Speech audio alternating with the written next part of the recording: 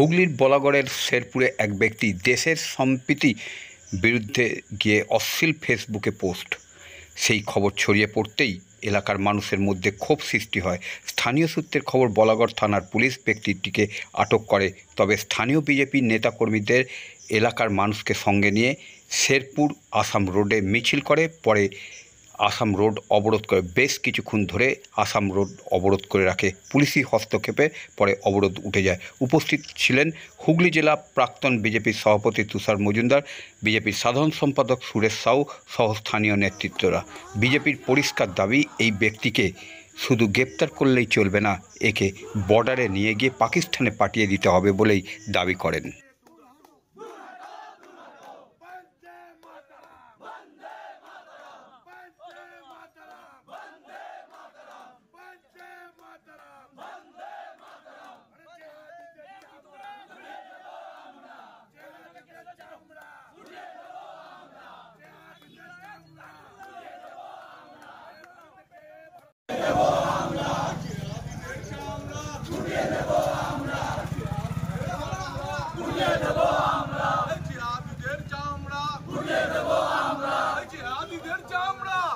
আপনি নিয়ে গিয়ে লাঠি মেরে ওই পারে পাঠিয়ে দেবেন।